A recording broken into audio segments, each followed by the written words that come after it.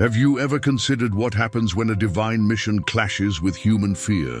Today, we journey back to the ancient world to uncover the astonishing story of Jonah, a prophet whose epic tale of flight, faith, and a giant fish reveals profound truths about mercy, obedience, and second chances. Our story begins not with a willing hero, but with a reluctant prophet.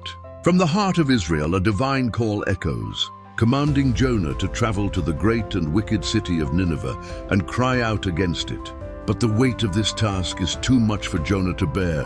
He is filled with conflict and fear, and instead of heading east toward the Assyrian capital, he turns his back on God's command. He flees in the opposite direction, making his way to the bustling port of Joppa.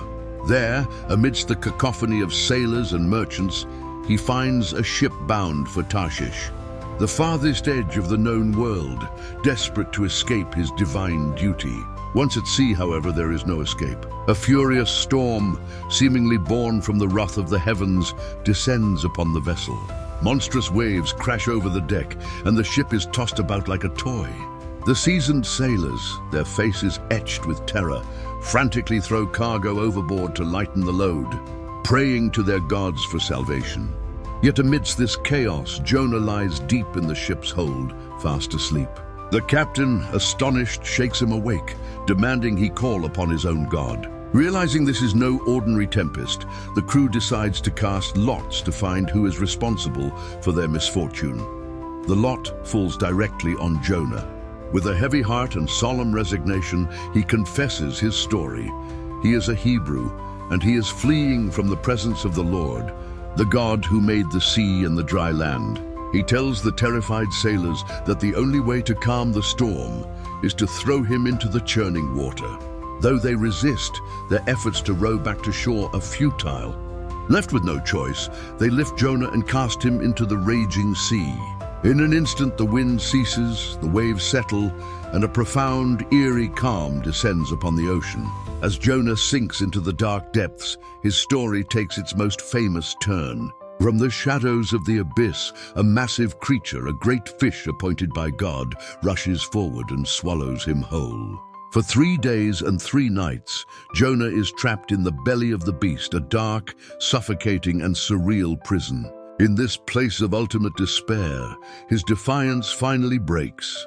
He turns his heart back to God, offering a fervent prayer of repentance and thanksgiving from the depths of the sea. His prayer is heard. On the 3rd day, the great fish surges toward the shore and violently vomits Jonah onto the dry land. Gasping, soaked, and utterly humbled, Jonah crawls onto the sand, looking up at the sky with a renewed sense of purpose. This time, when the word of the Lord comes to him a second time, he does not run.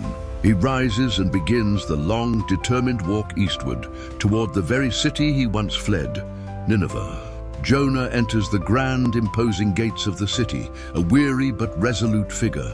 He walks through its streets, his voice echoing a stark warning. In 40 days, Nineveh will be overthrown.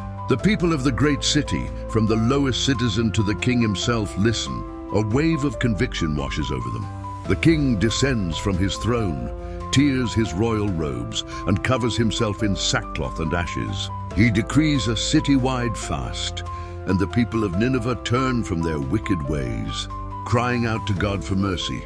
But as Jonah sits on a hill outside the city, watching this incredible transformation, he is not joyful, he is angry.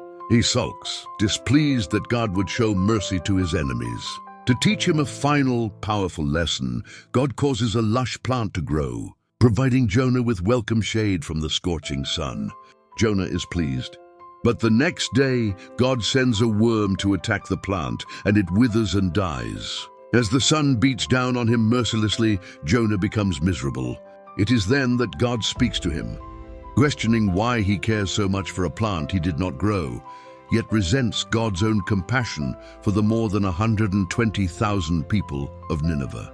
And so, the story of Jonah is more than just an ancient adventure. It is a timeless lesson about the boundless nature of divine mercy, reminding us that compassion is not for us to limit. A narrative that continues to resonate, challenging us to look deeper into our own hearts.